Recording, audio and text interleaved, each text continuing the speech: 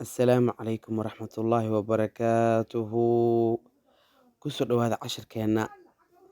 Maanta waxaan idiin wadaa cashar aad u faa'iido badan, haddana sina u yara kaftan ah, sina u yara faa'iido badan.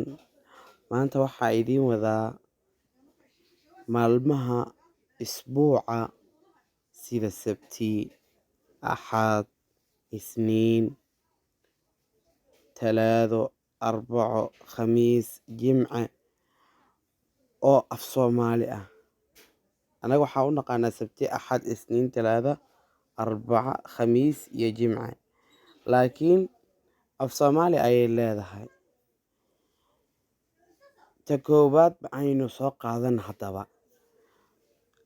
Sabti waxaa ka soo horjeeda oo lagu micneeyaa soo roga. Maalmihii waa tii ku soo noqonaysa weeyaan soo roga. Axadna waxaa loo yaqaanaa af Soomaali ahaan koobin.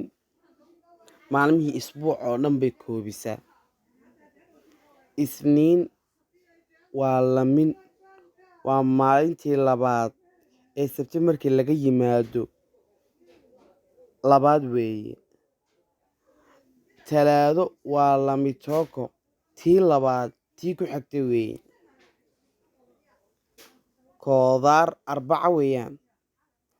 Khamiisna waa hakisa oo shaqooyinkii oo dhan ayay hakisaa. Jimcana waa hakis bila, iyaduna maalintii hakisada ahayd tii qurxinaysay weeye.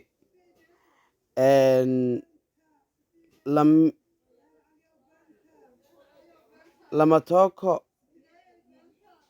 inta aan micnahooda ka tagayna gadaal ayaan idinkaga soo dari doonaa. Yara samra insha Allah saas ayaynu isku ognahay. Wassalaamu calaykum waraxmatullaahi wabarakaatuhu.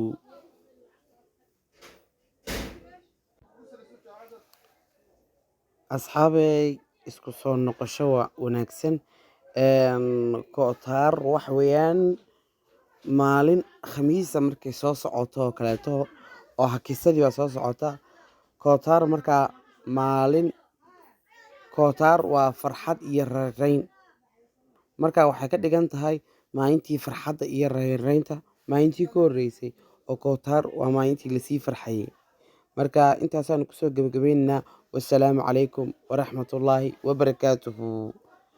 Channelkan haddaa ku cusub tahay subscribe saaro adigoo mahadsan si aad noola socoto barnaamijyada aan soo gelino.